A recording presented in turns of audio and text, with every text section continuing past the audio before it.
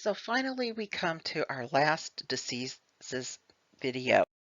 And I want to talk about dental caries. Dental caries or cavities is the most common infectious disease of human beings.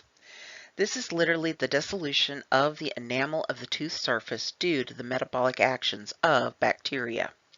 This results in minor to complete disruption of the enamel layer. Streptococcus mutans and Streptococcus sobrinus are the two main bacteria that causes dental caries in humans. Incidence varies according to carbohydrate consumption, oral hygiene, and genetic factors. So just a review of the anatomy of the tooth. We have that hardest layer of the enamel on the upper part of the tooth above the gum line. The bulk of the tooth is made up of the dentin, which is just slightly harder than the enamel. And then finally, the living part of the tooth here is the pulp. If we erode that enamel away, we can get infection down into the softer dentin and eventually even get it down into the pulp, thereby actually infecting the tooth all the way. So we actually will have what we call the acquired pellicea, and this is actually the beginning layer of plaque development. This is really what we want to disrupt in order to disrupt that quorum sensing. If it is not disrupted, then other bacteria will colonize upon the tooth and eventually then begin to produce acids which can erode away the surface of the enamel. So this is just showing a scraping of some really nasty plaque, and this is showing it from a microscopic standpoint. So kind of icky. And it can get underneath the gum line into the sulcus, and this can cause then a gingivitis and eventually lead to even periodontitis. So some nasty little teeth for you. So Streptococcus mutans and sobrinus, and then there are other species as well that can contribute to dental caries. And so direct contact. We do have to have adhesion and acid production. And prevention really is oral hygiene, fluoride supplementation, and removing of diseased tooth material. And so globally, 60 to 90% of all children that are school age will have some form of dental caries. Gastritis and gastric ulcerations. Gastritis is usually sharp or burning pain emanating from the upper abdominal region. Gastric or peptic ulcers are lesions on the stomach or in the uppermost portion of the small intestine. The causative agent from a bacterial standpoint of gastric ulcers is Helicobacter pylori. Helicobacter pylori can withstand pHs of around 4. And what we have found in areas of gastric and peptic ulcers is that the local pH, instead of being that 1.5 to 2 that the rest of the stomach is, typically it ranges about 3.5 to 5 in pH, which makes a perfect environment for Helicobacter pylori. Helicobacter pylori probably infects almost half of the world's population. It usually can be treated with a combination of antibiotics, and what we find is that 99% of all gastric or peptic ulcers will actually go away if we treat the Helicobacter pylori infection. And this just shows gastritis. So you can see we've got inflammation throughout the rugae here of the stomach. And this shows a gastric ulcer. And then this is actually the pylorus right here of the stomach. And this is down into the small intestine. So we're through the pylorus here. And this is actually a duodenal ulcer because it's in the duodenum. So how does this actually happen? And the question is, which comes first? Is it the Helicobacter pylori that settles onto the gastric mucosa and causes the irritation that results in the ulcer? Or does the ulcer form first and then the Helicobacter pylori move in? And we're just not sure. Diarrhea, and this is diarrhea with or without vomiting. Diarrhea is defined as 3 or more loose stools in a 24-hour period.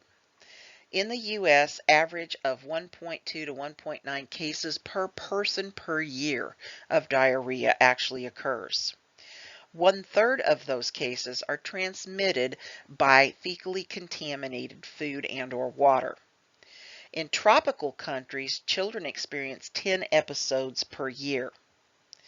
And more than 3 million plus children die every year from diarrhea, mostly in developing countries. And most of those are actually viral in origin. So, what can contribute to diarrhea? Well, certainly poor sanitation, the lack of clean drinking water, so that we have fecal contamination from both other humans as well as animals, dirty hands, overcrowding situations, poor nutrition, certain medications, such some of our antibiotics, other microbial diseases, or even cohabitation with animals and actually picking up some of their diseases that also cause diarrhea in them. So let's look at some of these. Salmonella. The H, O, and K antigens are used to identify the gram-negative enterics, and this includes Salmonella, Shigella, E. coli. The H is actually designating flagellar antigens. The K represents capsular antigens on those that produce capsules, and the O is actually a cell wall antigen. And then each is usually designated by a number for their discovery. Salmonella will ferment glucose with acid and gas production, and oftentimes will produce hydrogen sulfide gas, but not urease that would break down urea. Salmonella grows readily on lab media and survives pretty inhospitable environments. Signs and symptoms of salmonellosis include diarrhea, and 1.2 million cases with 500 deaths a year are actually due to salmonella in the United States. Salmonella may cause an enteric fever or gastroenteritis. This can range from mild diarrhea to fever and actual septicemia. Typhoid fever is a progressive invasive infection caused by one of the species of Salmonella that eventually leads to septicemia. It's characterized by fever, severe diarrhea, and abdominal pain. And most of the time, death from typhoid fever is actually due to the severe dehydration that comes from the massive diarrhea. Ability to cause disease of Salmonella is dependent on its ability to adhere to the mucosal lining of the GI system. So this just shows salmonellosis in the blue here. And in 1985, there was an epidemic in the United States due to contaminated milk that infected some 1,400 or 14,000 people here in the Midwest part of the country. And then the red is actually cases of typhoid fever. And you can see that it actually has diminished significantly. And that's primarily due to increased sanitation. Shigella, causing shigellosis. This is also a gram-negative. It tends to be in straight rods. It's a non-motile, non-endospore forming bacteria. And Shigella dysenteriae is the most severe form. Shigella sonii and Shigella flexneri cause between 20 to 25,000 cases per year, and nearly half of those will actually be seen in children. Symptoms include frequent watery stools and intense abdominal pain, dysentery, which is diarrhea containing actual blood, because oftentimes the Shigella will actually, in adhering to the GI wall, cause mucosal damage, and we actually will get bleeding from the submucosa. Pathogenesis and virulence factors of Shigella will be due to the fact that it invades the villus cells of the large intestine primarily, but does not perforate the intestine or invade the blood. Shigella actually releases an endotoxin that causes fever and oftentimes is part of the whole scenario. An enterotoxin affects the entire GI tract. So while the Shigella infection itself is usually confined to the large intestine, the enterotoxin of Shigella is what actually causes most of the damage. And this enterotoxin is oftentimes referred to as the Shiga toxin. So here's a nice normal large intestinal tract on colonoscopy, and here's one that's actually cut open that actually has, again, these ulcerative lesions and inflammation of the mucosal lining of the colon. Now, E. coli 0157H7. The 0157 is a protein found in the cell wall of this gram-negative organism, and the H7 is a particular flagellin protein. This is actually known as the Shiga toxin producing E. coli. The reason for this is E. coli and Shigella underwent conjugation, and Shigella actually shared the Shiga toxin producing gene with E. coli. But what happened in E. coli is when it read that Shiga toxin gene, it actually produces huge amounts of the Shiga toxin. And so this actually makes the E. coli 0157H7 even more deadly than Shigella itself. Symptoms range from a mild gastroenteritis to fever with, again, a severe dysentery. One of the things, though, is unlike Shigella that tends not to become systemic, E. coli does. And this can result in a disorder known as hemolytic uremic syndrome, or HUS. This is where we'll see severe hemolytic anemia in the bloodstream, and this can actually cause severe kidney damage and ultimately result in actual kidney failure, causing the death of the patient. The toxin is identical to the Shiga toxin produced by Shigella. Transmission is through the ingestion primarily of undercooked meat and primarily beef, and oftentimes undercooked ground beef. And in fact, one of the first cases of the Shiga toxin producing E. coli was actually centered around a Jack-in-the-Box up in Washington State that was not cooking their hamburgers to 160 degrees internal temperature. And a little 6-year-old girl actually developed hemolytic uremic syndrome and died in that outbreak. Other E. coli can also produce enterotoxins, and this can result in something known as traveler's diarrhea, just a watery diarrhea, oftentimes low-grade fever, and oftentimes this actually also causes nausea and vomiting along with the diarrhea. Enteroinvasive E. coli causes bacillary dysentery, and this is where blood and mucus will be seen in the stool. And actually, this is a more common E. coli seen in developing countries. Enteropathogenic E. coli produces a profuse watery diarrhea, again, oftentimes fever and vomiting, and often produces effacement of the gut surfaces, or in other words, we actually get shallow ulcerations. The enteroaggressive E. coli causes diarrhea in the very young and has actually been shown to cause severe diarrhea in AIDS patients. Diffusely adherent E. coli is typically associated with the development of urinary tract infections. However, it may play a role in inflammatory bowel disease. Campylobacter. This is again one of the most common causes of bacterial diarrhea in the United States.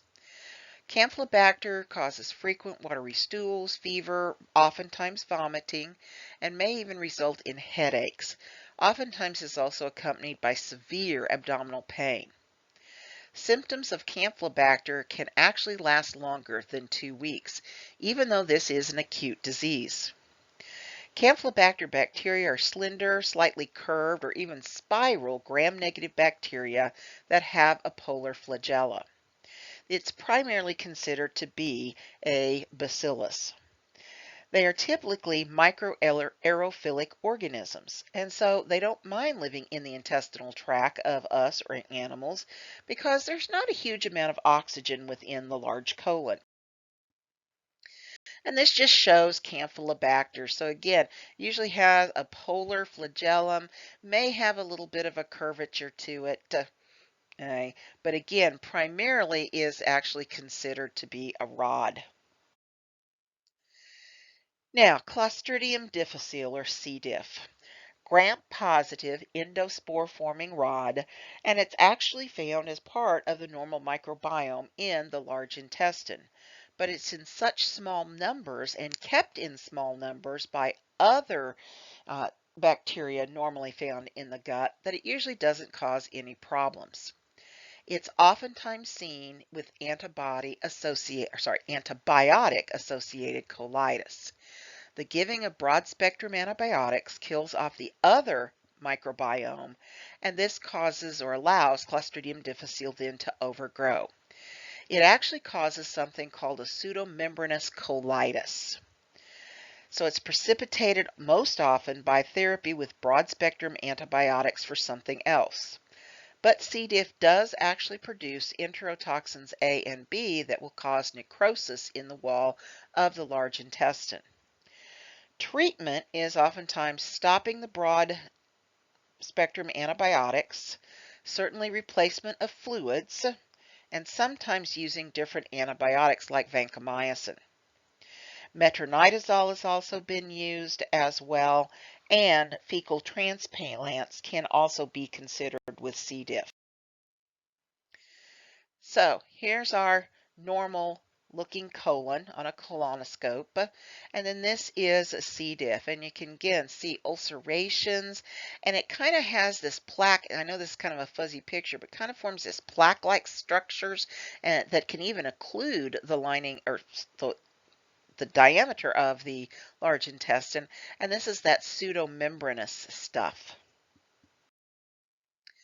Vibrio cholerae. This is the vibrio-shaped bacterium with a single polar flagellum.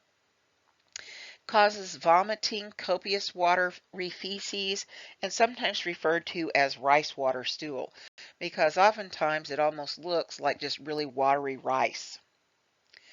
Fluid losses from cholera of 1 liter per hour can occur in severe cases, and so deaths usually occur because of the severe dehydration that accompanies the diarrhea.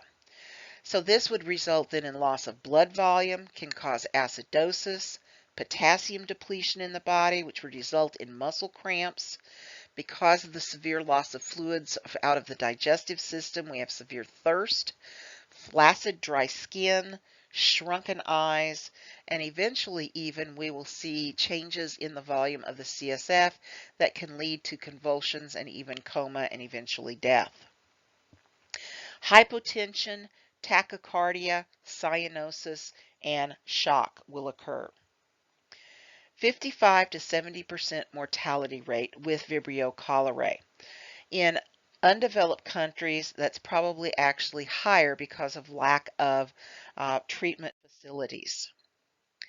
Pathogenicity and virulence factors of Vibrio cholerae. It does produce the cholera toxin, and this disrupts the normal physiology of the intestinal cells, causing them to shed huge amounts of electrolytes, especially potassium, into the intestinal contents, which are then taken out with the diarrhea. Transmission of cholera is usually in warm monsoon alkaline regions of the world and even areas where we have salinity. This actually will favor growth of the Vibrio. However, in the oceans, we actually have seen some Vibrio species that actually like it a little colder. Treatment of Vibrio cholerae or cholera is simply rehydration therapy. And so this is a big thing that if we can get to the patient and keep their rehydration status going, they usually have a good chance of survival. And this is just the little organism. Cryptosporidium parvum. This is actually an apicomplexan protozoan parasite. It's fairly small, but it's a very hardy little organism. They actually will develop oocysts and actually embed into especially the large intestinal lining. Penetrates the intestinal cell walls and lives actually intracellularly in the epithelial lining cells. The oocytes are highly infectious, and here's one of the big problems with Cryptosporidium parvum.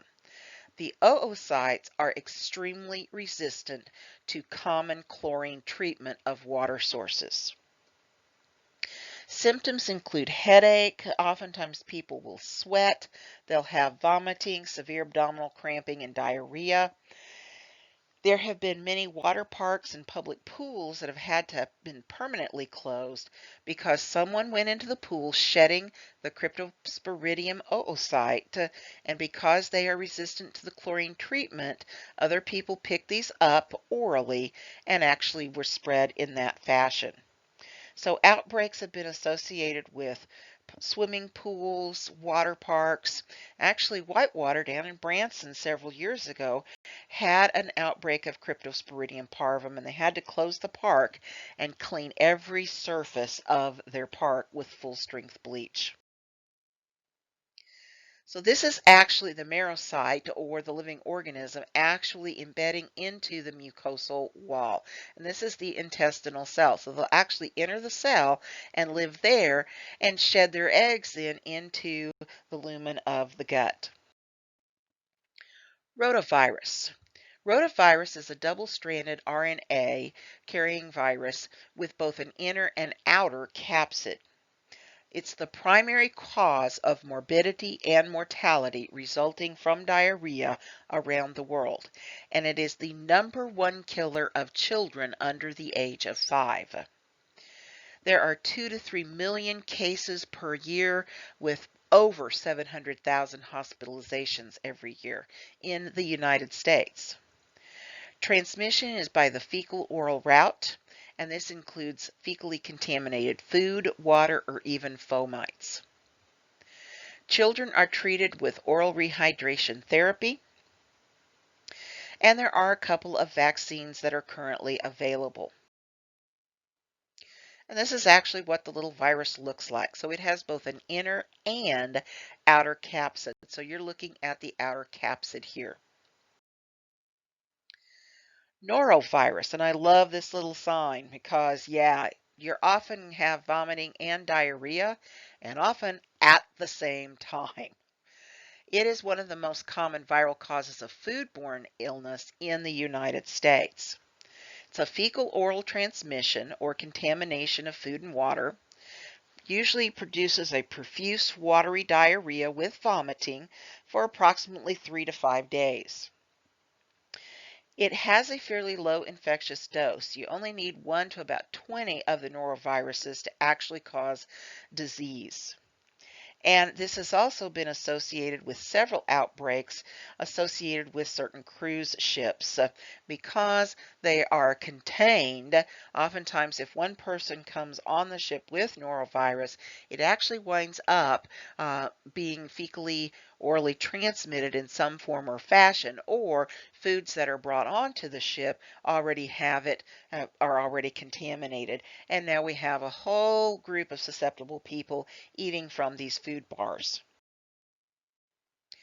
So in chapter 22, it actually just shows the acute diarrhea with or without vomiting and the different species that can cause this. Here's some more. Okay, so acute diarrhea with vomiting caused by exotoxins that the organisms produce. Well, food poisoning. Well, several things can actually cause food poisoning. Nausea and vomiting are usually accompanied with diarrhea, and often companions that share a meal suffer from the same fate, so everybody gets it at the same time. Symptoms in the gut are usually caused by a preformed toxin that the bacteria bring with them. Occasionally comes from non-microbial sources such as fish, shellfish, or mushrooms.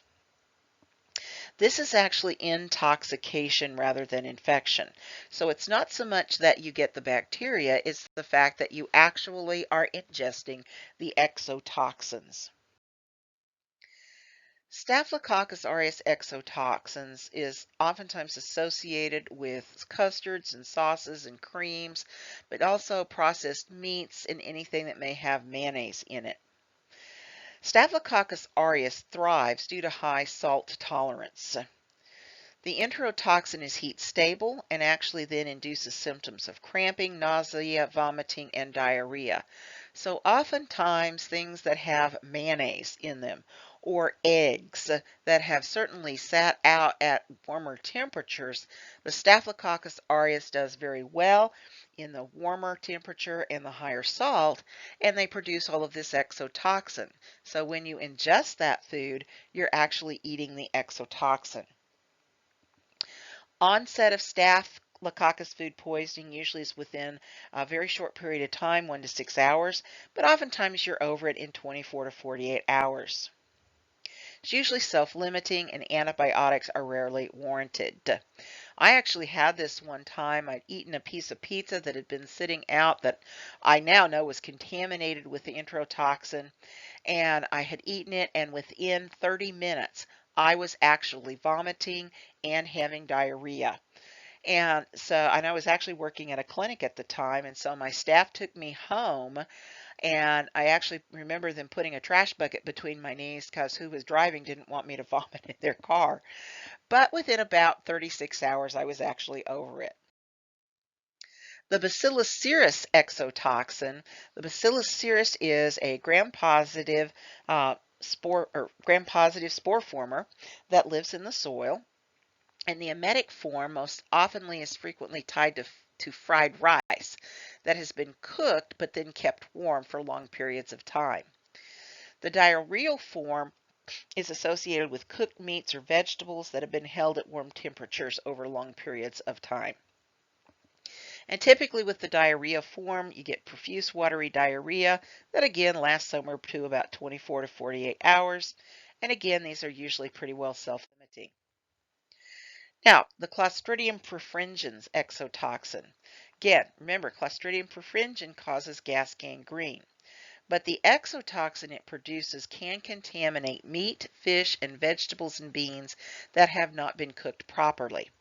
The endospores will germinate in these foods, and the Clostridium perfringens cells that enter the small intestine and will release the exotoxin, where it can cause severe abdominal pain, diarrhea, nausea, and lasting somewhere between 8 to sometimes 24 hours. It also causes an enterocolitis similar to that caused by Clostridium difficile, and they are in the same genus. So in chapter 22, this table actually just compares acute diarrhea with vomiting caused by the exotoxins in food poisoning. Now, chronic diarrhea. This is diarrhea lasting longer than the 2-week period, so longer than 14 days. Could have an infectious cause, or this may be caused by a non-infectious disease process, so such as irritable bowel syndrome or ulcerative colitis. Oftentimes, these individuals will have diarrhea that lasts longer than 14 days, and they may or may not have associated infections. AIDS patients universally suffer from chronic diarrhea, and it's not the fact of the viral infection, it is just simply all of the other things that are going on caused by the viral infection. Microbes in this section that can cause chronic diarrhea typically will cause chronic diarrhea in otherwise healthy individuals. So the enteroaggressive E. coli I mentioned just a moment ago. This is oftentimes associated with chronic disease and is oftentimes seen in children and those who are extremely malnourished. So again, this is most often seen in developing countries. The enteroaggressive E. coli will adhere to the human epithelial cells in aggregates instead of single cells and will stimulate a large amount of mucus within the intestinal lumen. Transmission of this intraaggressive E. coli is fecal-oral contamination through food and or water. Cyclospora catenatus, which is hard to say. It's an emerging pathogen, and there's actually been several outbreaks in the last few years in the United States and Canada. This organism is a fecal-oral transmission or through the consumption of fresh produce contaminated with the feces. The oocytes of this organism are not observable in the feces, but can be visualized when they are exposed to ultraviolet light. The symptoms of cyclospora include watery diarrhea, stomach cramps, bloating in the abdominal region, fever, and even muscle aches. Giardia lambda. This is a pathogenic flagellated protozoan parasite. This causes a diarrhea of long duration, longer than 48 hours, abdominal pain, lots and lots of flatulent or gas, and greasy, malodorous stools. It has a complex epidemiological pattern. Giardia has been isolated from the guts of many, many different species: beaver, cattle, coyotes, cats, dogs, human carriers, the list goes on and on. The Giardia cysts can actually survive for up to 2 months in unfavorable environments. Epidemics are usually traced to water from mountain springs as well as chlorinated municipal water. While Giardia can be killed by chlorination, it usually has to be higher levels of chlorine than what's usually seen in municipal water. Isn't he just a little cutie? He actually, under the microscope, kind of looks like a little monkey face. Okay. But they can cause an awful lot of problems in the patients that actually get Giardia. Entamoeba histolytica. This exists in intestinal and in an extraintestinal form. Entamoeba is an amoeba in water sources that targets the cecum, the appendix, the colon, and the rectum, so primarily the large intestine. It actively penetrates into the deeper layers of the mucosa of the large intestine, where it causes then dysentery. Oftentimes with entamoebiasis, you have severe abdominal pain, diarrhea, and especially with lots of mucus, fever, and even weight loss. This can lead to even severe hemorrhage and perforation of the bowel, can actually lead to appendicitis, and even ameobiomas, where they are actually encapsulated in the wall of the intestinal tract. Humans are the primary host of Entamoeba histolytica, and again, usually infections through food or water contaminated with the Entamoeba cysts that came from other animals or humans. So again, in chapter 22, it compares the primary organisms that can cause chronic diarrhea. Now, hepatitis. The hepatitis viruses are all in different classes or families of the viruses. But hepatitis by itself simply means inflammatory disease of the liver. We have actually identified 5 major strains of hepatitis viruses, and there may actually be even a 6th and 7th strain.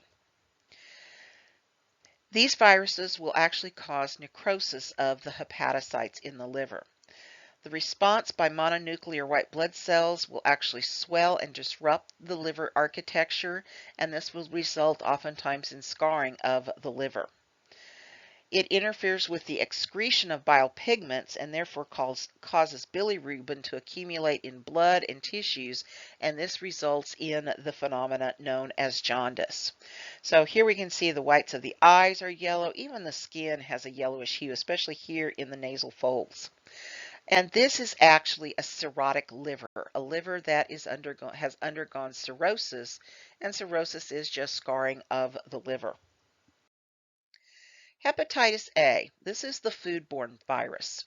This is a non-enveloped, single-stranded RNA virus in the family Picornaviridae. Signs and symptoms, usually kind of vague, almost flu-like symptoms. Jaundice actually only occurs in about 10% of all Hep A cases. And so this is the fecal-oral transmission. This is associated typically with deficient personal hygiene and lack of public health measures. We used to have hepatitis A outbreaks fairly frequently in some of the restaurants here in Springfield that were often patronized by transient populations of the trucking industry. And so every about 3 to 6 months, we'd have to go in and give all of the food workers actually hepatitis A immunoglobulin injections so that they would get protection.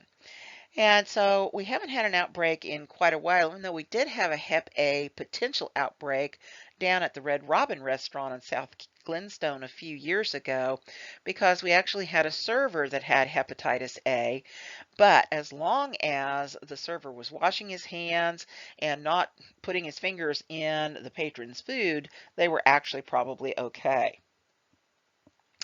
Immunizations are available, so there is a vaccine for hepatitis A, and of course the IVIGs, the intravenous immunoglobulin injections.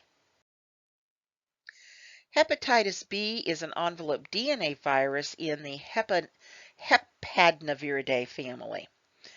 Hepatitis B will cause fever, chills, malaise, just not feeling good, anorexia, abdominal discomfort, especially in the right upper quadrant, and diarrhea and nausea. Rashes and arthritis may occur with hepatitis B, and it can actually cause hepatocellular carcinoma. So this is one of our oncogenic viruses. It's transmitted primarily by minute amounts of blood or through sexual contact. So oftentimes people that are sharing needles or people that are in close sexual contact. There is an effective hepatitis B virus available. And this is especially important that healthcare workers are vaccinated for hepatitis B. Hepatitis C is also considered a sexually transmitted infection. It is an envelope positive strand RNA in the Flaviviridae family. Hepatitis C actually can be asymptomatic, and it's estimated that over 4 million Americans are infected with hepatitis C and don't even know it.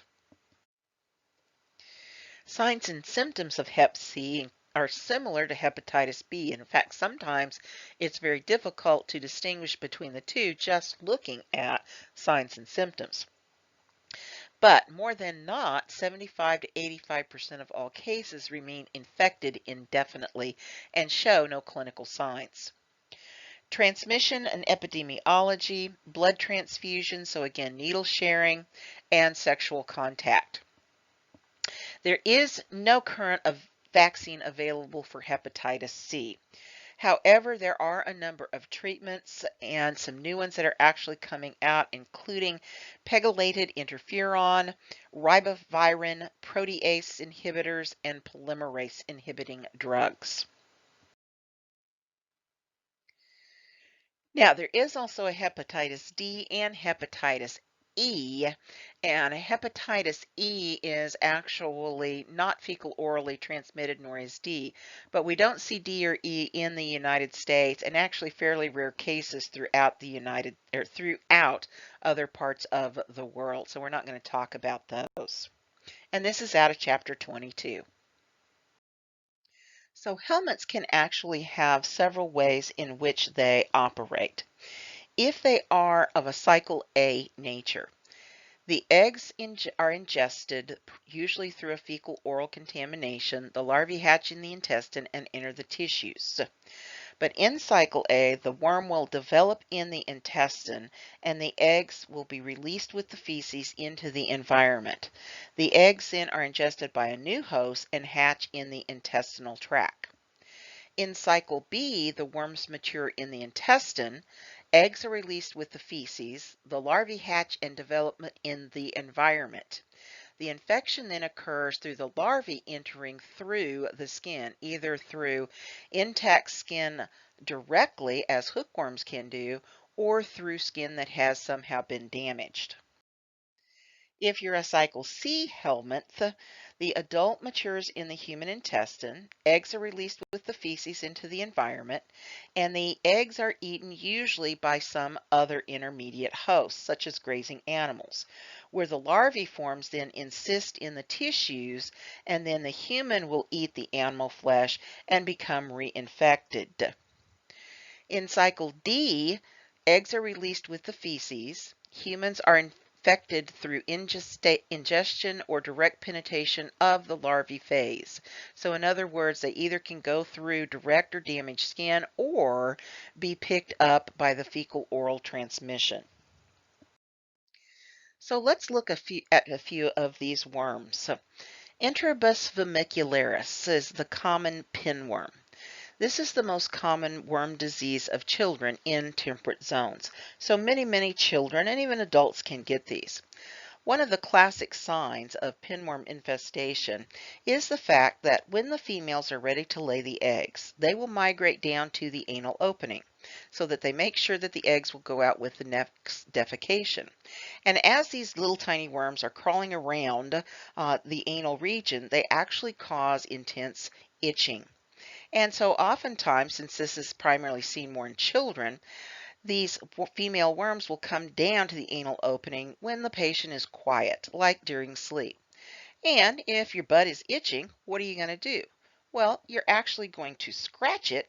And so what will you then do? You will actually collect the eggs on your fingernails and then actually put it in your mouth and reinfest yourself. And so these worms actually go by the life cycle A. The hallmark sign of Enterobus vermicularis infestation is pronounced anal itching. Infection is usually not fatal, and most cases actually are even asymptomatic. But if you suspect that your child might have pinworms, there's a very easy test for it. It's known as the Scotch tape test. If you watch your child, and especially when they're sleeping, and they start to scratch their rear end, simply take a piece of tape, press it around the anal opening, and you can then look at the tape or put it on a slide and look at it. These female worms are large enough to be seen with the naked eye, even though they're fairly small, about 2 millimeters in length. But you can actually see them fairly easily or put them under the microscope. We have a number of antihelminthics that can be given orally, actually for Enterobus infestations. Taniosolium. This is one of the common tapeworms that we see in humans. Adult worms can be up to 5 meters long. I think the record of the human tapeworm in a human was something like 36 or 38 feet long. So these guys can get very long.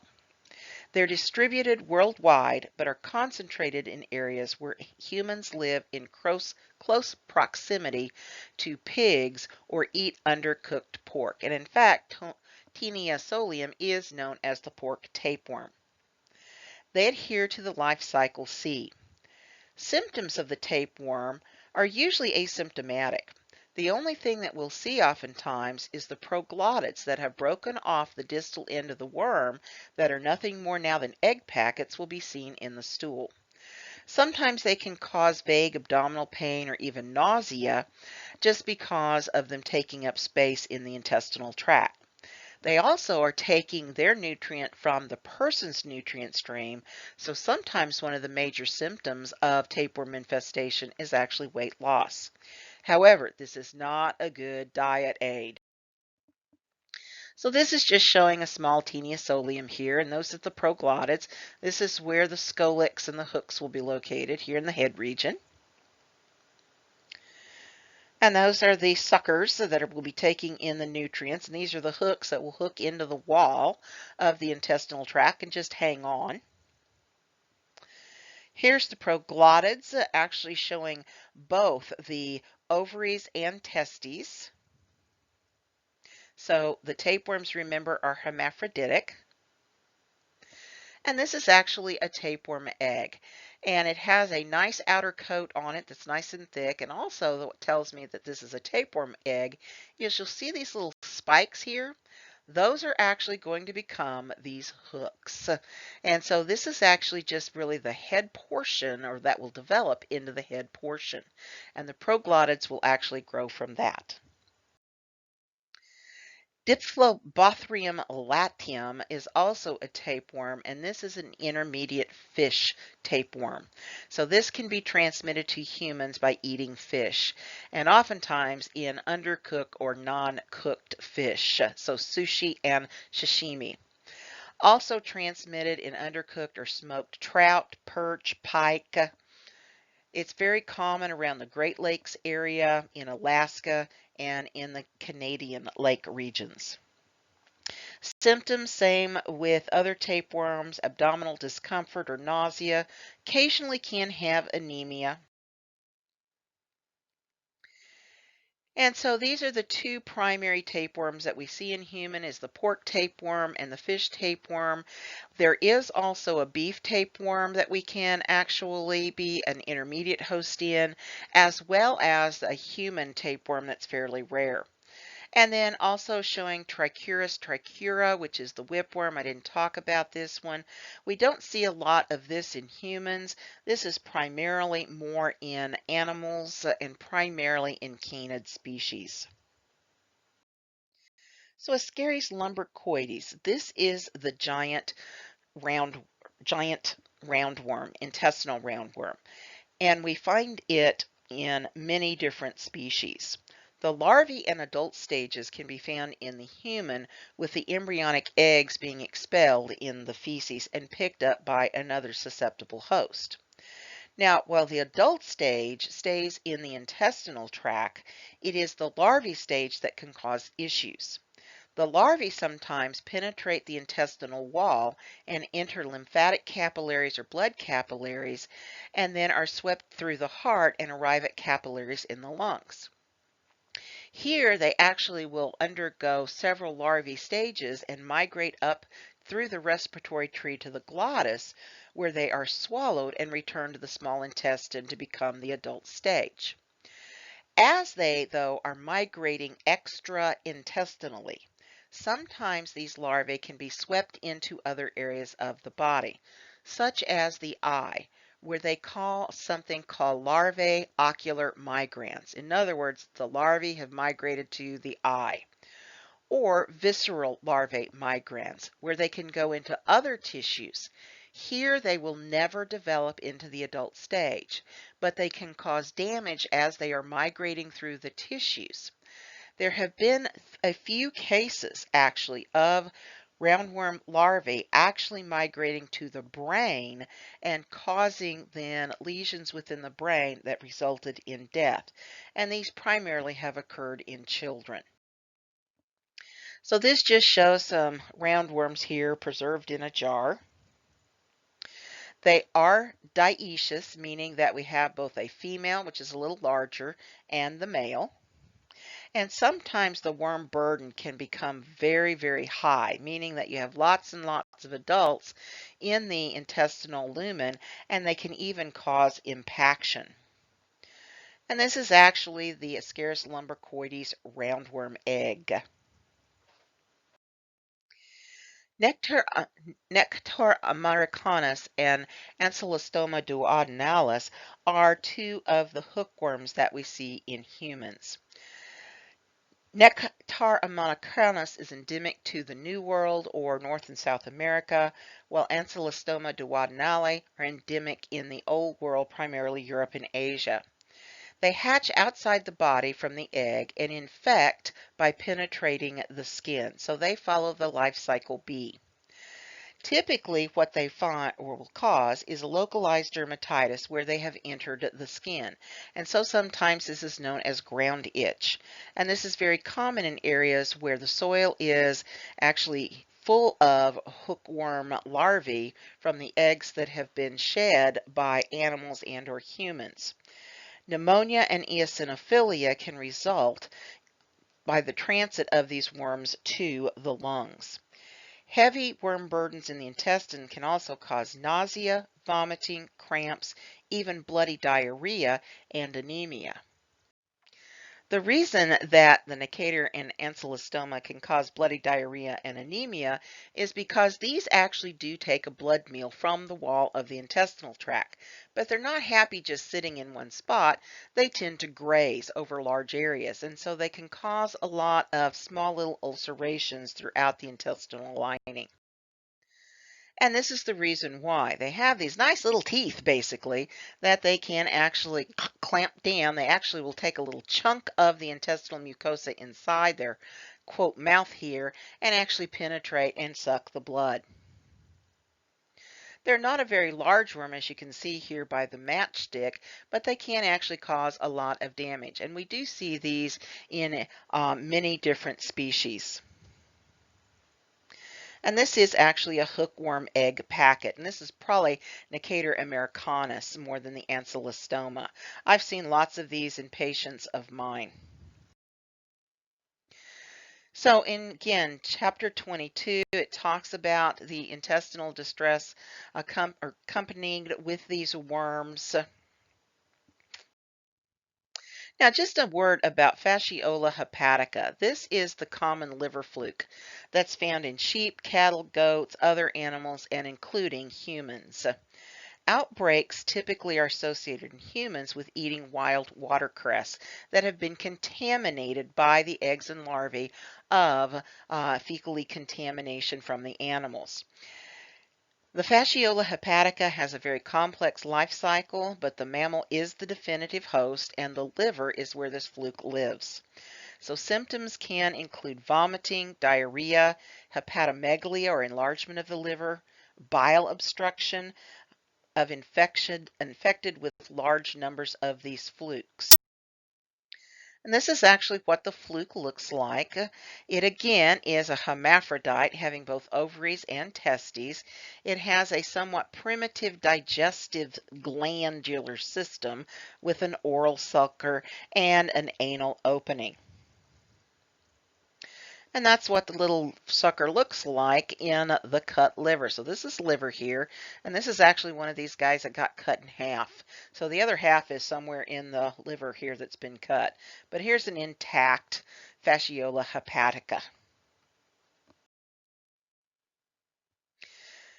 And again, in chapter 22, you can actually see some information about the common liver fluke here. So this is just a summing up of the microorganisms that cause disease in the GI tract. And again, most of this information is out of chapter 22. Now, urinary tract infections. 80% of all UTIs are caused by opportunistic E. coli infections. And uropathogenic and extraintestinal pathogenic E. coli are the two major groups of E. coli that cause this. E. coli use adhesion factors to actually attach to the urinary epithelial in the urethra, the bladder, or even the ureters. They exhibit motility that will allow them then to travel along the mucosal surface, sometimes even all the way to the kidneys. They can be transmitted from the GI tract to the urinary system in the case of the extraintestinal pathogenic E. coli. And so how do we prevent these E. coli urinary tract infections? Well, there are some vaccines that are in clinical trials, but nothing is available as far as I know yet on the market. If you have urinary tract infections, drinking cranberry juice to actually increase the acidity of the urine will actually help, but may not necessarily be curative. Treatment usually will include some sort of antibiotic that will be concentrated in the urine, such as trimethoprim sulfa or penicillins. There's a newer one called fenzapiridine that's fairly decent. But other things that can cause urinary tract infection can include staphylococcus and even enterococcus. And typically both of these are going to be opportunistic from other areas of the body. Vaginitis, inflammation of the vaginal wall, includes inflammation in the vagina characterized by some degree of vaginal itching, burning, or discharge from the vagina. Causative agents, Candida albicans is probably the most common, and this is the common yeast infection that some women get. Trichomonas vaginalis, which is one of our sexually transmitted infections. It's actually a protozoan parasite. So Candida albicans is one of those dimorphic fungi. It is actually part of the normal microbiome of 50 to 100% of all humans, and especially in the vaginal canal of females. But it can be found in the mouth, the GI tract from the mouth to the anus, and even sometimes in the respiratory system. It's easily detectable on a wet prep or gram stain from the vaginal contents. It grows in kind of thick, curd-like colonies on the wall of the vagina and therefore is passed out as kind of these curd-like things. And it's usually opportunistic due to disruption in the normal microbiome of the bacteria that inhabit the vaginal canal as well. So oftentimes this is an antibiotic-induced opportunistic infection. Topical and or oral azole drugs are typically used to treat vaginal candidiasis. And so at body temperature, Candida albicans will be yeast. Okay. But at room temperature, it tends to grow these hyphal type structures and so grows more mold-like. Sometimes even in the vagina, we will see the dimorphism of Candida albicans because sometimes the vaginal vault itself is not quite as warm as body temperature. And this is actually some Candida albicans in the oral cavity, and this is commonly known as thrush when we see it here in the oral cavity. Trichomonas vaginalis is a small pear-shaped protozoan. It usually is asymptomatic in about 50% of all individuals that get it, and both males and females can contract trichomonas. In females, typically it causes a white to kind of green colored frothy discharge from the vagina. Women who have become infected during pregnancy are actually predisposed to premature labor and low birth weight infants. It's probably the absolute most common non-viral sexually transmitted infection seen in humans. Because many cases are asymptomatic, however, it is not the most reported. And metronidazole is the drug of choice to actually treat Trichomonas vaginalis. Isn't he just a cute little thing? He actually moves with the use of a flagellum and an undulating membrane. And by the way, Trichomonas vaginalis has been seen in other species. So in chapter 23, it talks about the two causative agents of vaginitis. And I will say with Trichomonas vaginalis, in males, it does cause a urethritis. Gonorrhea. In males, it causes a urethritis with painful urination, sometimes yellowish discharge, but in many males, gonorrhea is actually asymptomatic but can be passed on to sexual partners. In females, oftentimes we have a mucopurulent or even a bloody vaginal discharge and awful painful urination. One of the most common things that brings both males and females into the doctor's office for a check for gonorrhea, not necessarily that they knew they had it, but the symptom is it hurts when I pee. In females, gonorrhea can actually cause salpingitis, which is inflammation of the oviducts or the fallopian tubes. This can result in scarring of the oviducts, resulting in infertility, and has been actually associated along with with chlamydia in causing pelvic inflammatory disease in the female.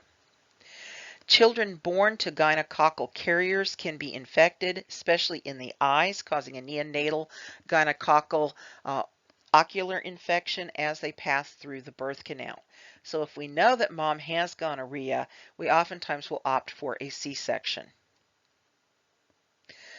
Gonococcal eye infections in infants can actually be so bad that they can scar the cornea and result in blindness. So we can actually see that the gonorrhea can move from the vaginal canal into the uterus, causing inflammation of the myometrium. It can go up the oviduct where it may cause enough scar tissue that infertility ensues, or it may actually result in ectopic pregnancies. In males, gonorrhea can also actually ascend the male reproductive tract and cause epididymitis and orchitis that can also cause scarring in those tubular organs and result in infertility. Necinnerate gonorrhea is the gram-negative cocci that causes gonorrhea. We've already talked about it. It actually uses fimbriae to attach to the mucosal epithelial cells. And phase variation of this bacteria actually confuses the immune system. It is transmitted through all forms of sexual contact. That includes oral sex as well. An infection increases one risks actually of HIV infection. There's a large group now of Neisseria gonorrhoeae that have become resistant to the penicillin and cephalosporin class drugs. In 2011, there was a strain actually isolated in Japan of Neisseria gonorrhoeae that was found to be resistant to all commonly used antibiotics. So again, we could have just some discharge from the urethra, and this could be in males and or females. We can see that we have some vaginitis, inflammation of the vaginal canal. This is actually the opening of the urethra right there. That's the clitoris. And so we just see again some little discharge here. But again, one of the main clinical signs that brings most patients, male or female, in is it burns when I urinate. Now, chlamydia is probably the most common reported sexually transmitted infection in the United States. Signs and symptoms in males, again, discharge and painful urination, somewhat similar to gonorrhea. In females, we can see a vaginitis, cervicitis, discharge, salpingitis, and again, pelvic inflammatory disease. Up to 75% though of females that have chlamydia are actually asymptomatic. Now, lymphogranulomum venereum, and just a history lesson, most sexually transmitted infections once were called venereal diseases. So lymphogranuloma venereum is actually infection of the localized lymph nodes in the groin region with chlamydia. And so we'll see a general lymphadenitis of the inguinal lymph nodes, as well as sometimes the pelvic lymph nodes internally. This can actually cause headache, fever, and even muscle aches in this form of chlamydia. So chlamydia trachomatis is the causative agent of chlamydia, and it is actually a small gram-negative bacterium, but it is actually unique in that it is an obligate intracellular bacterium. It was once actually classified as a large virus. Phagocytic cells will take up the chlamydia bacterium, and even some epithelial cells will do this as well, and they will then try to form a phagolysosome. But the cell wall of chlamydia actually prevents the phagosome-lysosome fusion, and so these cells simply grow and reproduce inside the cell that has phagocytized them. This eventually forms an inclusion body, which will then rupture, killing the host cell, and will allow then the release of all these new chlamydia bacterium. Broad distribution in the population, and chlamydial disease is steadily increasing in all populations throughout the world. Treatment is usually with doxycycline or azithromycin. Co-infection with gonorrhea along with chlamydia is also very common, and in females both chlamydia and Neisseria gonorrhoeae can contribute to the formation of pelvic inflammatory disease. Pelvic inflammatory disease will actually cause inflammation of many of the other pelvic organs, including the bladder and ovaries. So this is actually looking in the vaginal vault, and this is the cervix, and you can actually see this kind of mucopurulent discharge. This is that same mucopurulent discharge from a urethritis in the male. And we can actually see chlamydial trachomitis again in the conjunctiva of the eye. So in chapter 23, this talks about gonorrhea and chlamydia. Now, syphilis, another one of our sexually transmitted diseases. This disease was first recognized at the close of the 15th century in Europe. Scholars have concluded that syphilis was introduced to the Old World actually from the New World. The Tuskegee Studies of Untreated Syphilis in the Negroid Male was published in 1932.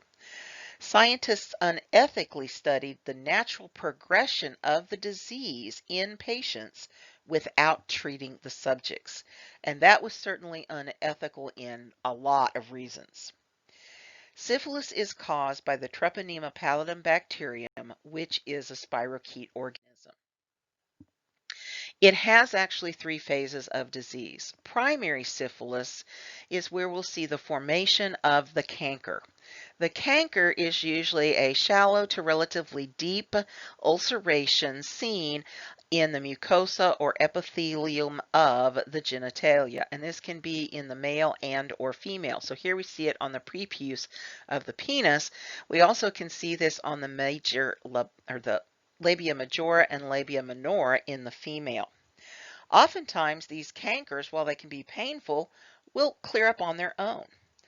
So a small hard red bump usually appears at the site of entry of the pathogen. It appears on the internal or external genitalia, the lips, the oral cavity, nipples, fingers, or around the anus. So it can appear extragenitally. And then this bump will actually rupture and form the ulceration known as the canker. But again, usually in a couple weeks it goes away, and oftentimes nobody even realizes what this is. But by this time, the Treponema pallidum organism has now gone into localized areas and has actually been transmitted oftentimes throughout the body. So we can see systemic fever, headache, sore throat, a generalized lymphadenopathy, red or brown rashes on the palms of the hands and soles of the feet. Oftentimes, this is accompanied by hair loss, both scalp hair and body hair. It can cause actually maculopapular rashes similar to this. And this is actually the rash seen on the palm of the hands. Sometimes secondary syphilis has actually been misdiagnosed as a form of Coxsackie virus causing hand, foot, and mouth disease. Then we enter into latent and tertiary syphilis. Damage to small arteries and the aortic wall actually will cause bleeding. Gummas, which are deep subcutaneous ulcerations that actually develop from infected lymph nodes, develop in other organs as well as the liver, the skin, and even the bone. Neurosyphilis in the tertiary stage of syphilis results in headaches, and oftentimes these are extremely severe headaches, convulsions, atrophy of the optic nerve resulting in blindness, dementia, and something known as Argyll-Robertson pupil. Sometimes tertiary syphilis was actually misdiagnosed as schizophrenia. Congenital syphilis is where the fetus actually becomes infected by the Treponema pallidum, and this can disrupt critical periods of development in the embryo and fetus. This can actually result in fetal abnormalities to spontaneous miscarriage or stillbirth. And this is actually a gumma here on the nose. Deep, deep ulcerations get down into the subcutaneous and sometimes even into the underlying musculature or bone structures. As I said, Treponema pallidum is a thin, regularly coiled cell. It's gram-negative in its gram staining, but it is a spirochete. It binds to epithelial cells by its hooked tip. Usually this is the end where the endoflagellum is actually located internally. Outer membrane lipoproteins then stimulate a strong inflammatory response that will cause damage to the host cells. Risk of infection in the U.S. is 12 to 30% per sexual encounter where some sort of barrier method is not used. Barrier condoms are the only barrier method that actually provides protection because most of the syphilis organisms are too large to get through any opening in the condom. Penicillin G is the drug of choice still for Treponema pallidum, and we are starting to see increases of syphilis, especially in cloistered populations such as in prisons and, interesting enough, in long-term care facilities. Now, genital herpes caused primarily by human herpes simplex virus 2 or herpes simplex 2, but may be caused by herpes simplex virus 1, causes multiple or single vesicles on the genitalia, the perineum, the thigh, or even the buttocks. Vesicles are filled with a clear fluid and are typically intensely painful to touch, as well as they really itch. They are very similar to vesicles seen on the lips or oral cavity with herpes simplex virus 1.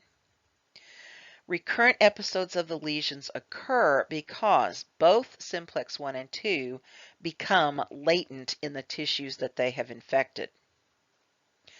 Rarely does this cause an encephalitis, but has been shown to actually cause it in systemic cases. So here's the labia majora, the labia minora in a female, and you can see the ulcerations that are occurring here, and just think how painful that actually is. And this is the ulcerations here are on the penis. We can see herpes simplex 2 in the oral cavity, so on the lips, and we can see herpes 1 in the genital region. Now, herpes of the newborn again occurs when infants are contaminated during passage through the female birth canal. Infections of the mouth, skin, and eyes actually will cause a 30% mortality rate in those newborns. Infections of the CNS of the newborn actually can carry a 50 to 80% mortality rate. So if we know that the female has had genital herpes, even though she may not have active lesions right now, we will do a C-section to prevent the transmission from the mother to the offspring. So any evidence of outbreak at any time during delivery or beforehand will actually necessitate a cesarean section. So both herpes simplex 1 and 2 are DNA-carrying viruses with isohedral capsids and envelopes with glycoprotein spikes. They become latent in the ganglia of the lumbosacral spinal nerve trunk or in cranial nerves. They are reactivated to form active lesions through stress, ultraviolet radiation, any other type of injury, even menstruation, or other microbial infections. Transmission is through direct exposure to secretions containing the virus. Now, we used to say that as long as you did not have active lesions with open vesicles that had the fluid coming out, you were not going to be able to transmit the virus. That still remains true with herpes simplex 1 as far as we know. But there have been some case studies that have been found in the literature that actually show that even when you don't have active lesions of herpes simplex 2, you may be able to pass the virus on to a sexual partner. Acyclovir and its derivatives actually reverse viral shedding and occurrence and therefore shorten the active lesions, but will not be curative.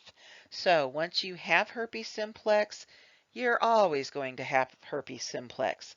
So it's the virus that just keeps on giving, unfortunately. So here we are in the sacral region of the sacral spinal nerves, and this is why then it will reactivate oftentimes in the same places in the genitalia. So this just compares in chapter 23, syphilis, another cancoid genital disease caused by Haemophilus that we didn't talk about, and herpes simplex 1 and 2. Now, human papillomavirus. Again, a papillomavirus causes warts, and genital warts are not any different than any other wart. It's just that there are a number of strains of human papillomaviruses. Signs and symptoms in females, oftentimes we find these epithelial growths on the vulva and in and around the vagina, as well as silent infections even on the cervix. In males, warts form on the penis and sometimes even on the scrotum and even into the groin region in both males and females. So both sexes can have genital warts in and around the anus, in the skin around the groin, or even between the thigh. Condyloma acuminata are branching cauliflower-like masses of these papilloma genital warts that actually are kind of cute when you look at them, but not certainly if you have them.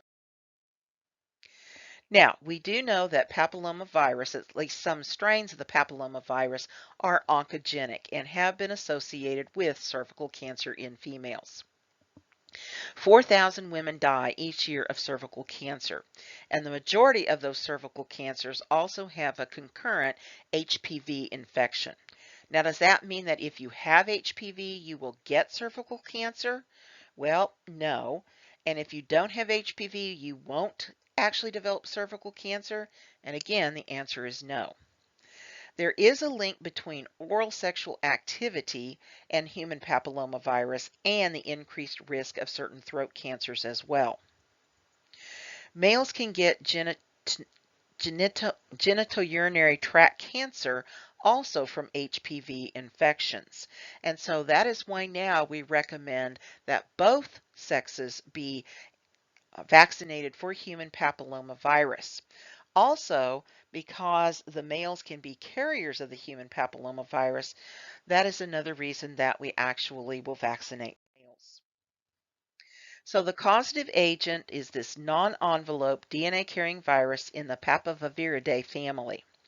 And HPV strain 16 and 18 are most closely associated with the development of cervical cancer in females. 25 to almost 50% of women under the age of 25 are infected with genital HPV, especially if they have had multiple sex partners.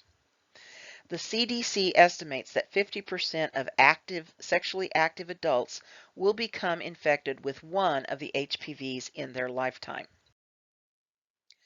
Prevention, therefore, is avoiding direct, unprotected sexual contact.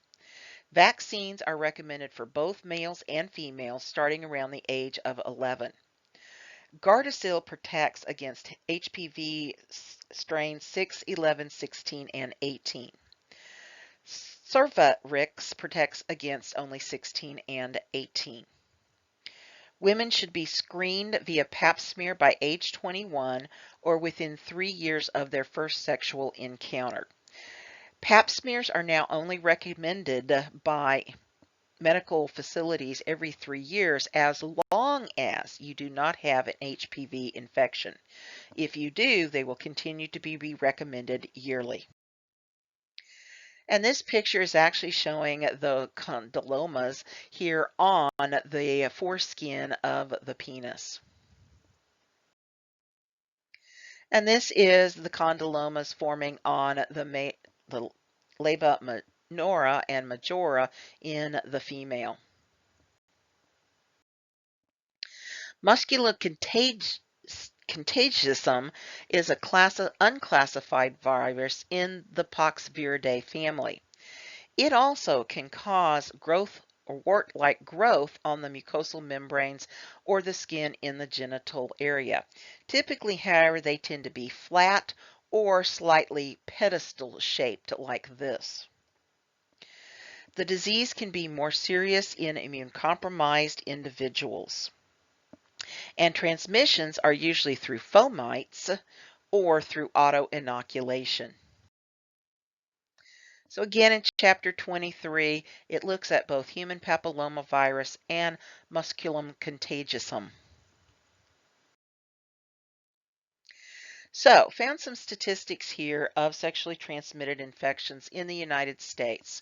So, in 2005, Missouri actually had, and these are actually reported per 100,000 people in the population. So, for every 100,000 people in the state of Missouri in 2005, we had 477 cases of chlamydia. And so you can just simply look at the different states and see this. And you can kind of see this is a little more southern disease. Not quite sure really why. And then there's Illinois. Again, not really sure why necessarily that is. This is actually showing gonorrhea in 2005, again reporting 100,000 or per 100,000 population.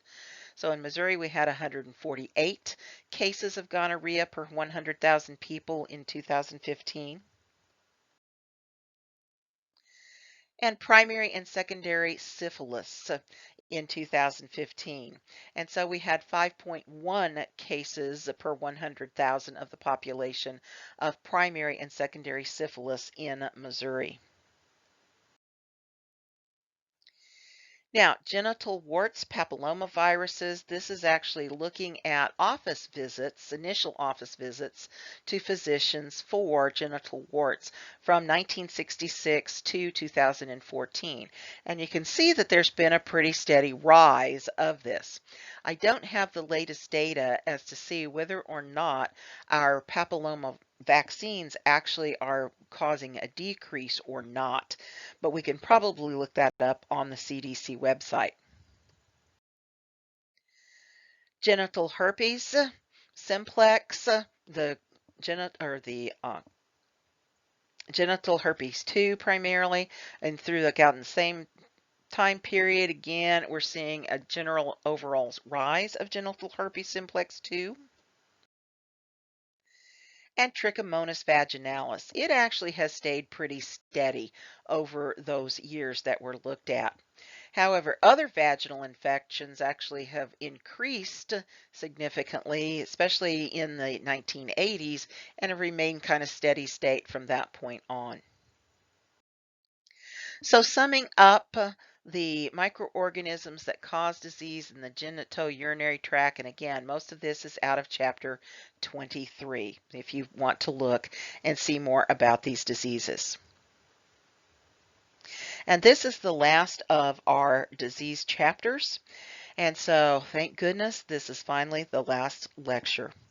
Fantastic.